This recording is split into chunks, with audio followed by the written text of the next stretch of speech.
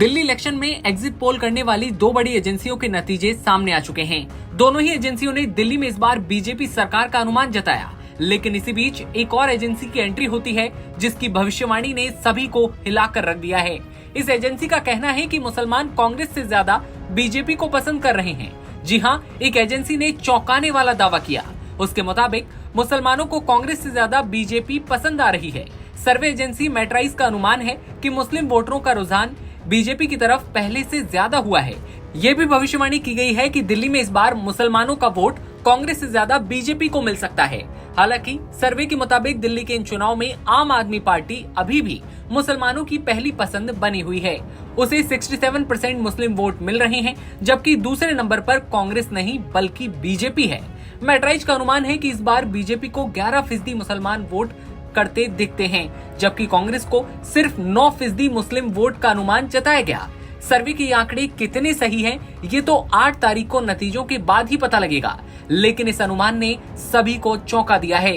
यही अनुमान नतीजों में तब्दील होते हैं तो बीजेपी को पहली बार दिल्ली में इतना ज्यादा मुस्लिमों का सपोर्ट मिलता नजर आएगा। ये अपने आप में एक बहुत बड़ी बात भी होगी। इसके पीछे की गणित ऑल इंडिया इमाम एसोसिएशन के अध्यक्ष मौलाना साजिद रशीदी के इस बयान से आप समझ सकते हैं कि उन्होंने दावा किया कि उन्होंने अपनी जिंदगी में पहली बार बीजेपी को वोट किया है।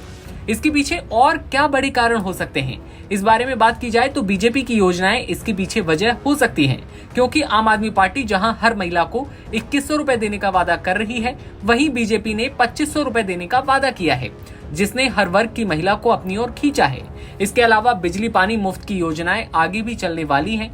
दूसरा, इस चुनाव में बीजेपी ने हिंदू मुस्लिम कार्ड भी नहीं खेला। नेता भी अपने बेतुके और विवादास्पद बयानों से बचते हुए नजर आए, बहुत संभल कर सभी बोलते हुए भी नजर आए। ऐसा भी पहली बार हुआ जो कि एग्जिट पोल में नजर आता साफ तौर पर दिखाई देता है। दिल्ली की विधानसभा चुनाव में कई पोलिंग एजेंसियों ने एग्जिट पोल जारी कर दिए हैं। इनमें से ज्यादातर में भाजपा को बहुमत मिलता हुआ दिखाई देता है। दिल्ली में विधानसभा की 70 सीटें हैं। इसके लिए 699 उम्मीदवार मैदान में हैं। 5 फरवरी को सभी सीटों पर एक ही चरण में वोटिंग होती है और अब इंतजार है कि कब रिजल्ट सामने आएगा और पता लगेगा कि किसकी किस्मत खुलेगी और कौन पीछे छूट जाएगा।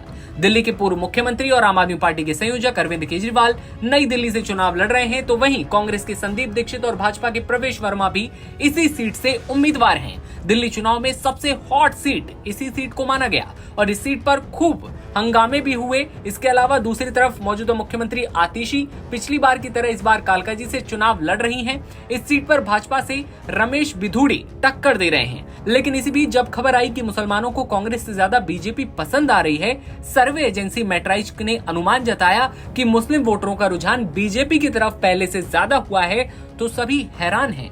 ये भी भविष्यवाणी की गई है कि दिल्ली में इस बार बीजेपी को कांग्रेस से ज्यादा मुसलमानों का वोट मिल सकता है। ऐसे में आप क्या सोचते हैं इस दावे पर कमेंट सेक्शन में बताइए और देश दुनिया की तमाम खबरों के लिए आप बने रहिए एनबीटी ऑनलाइन के साथ।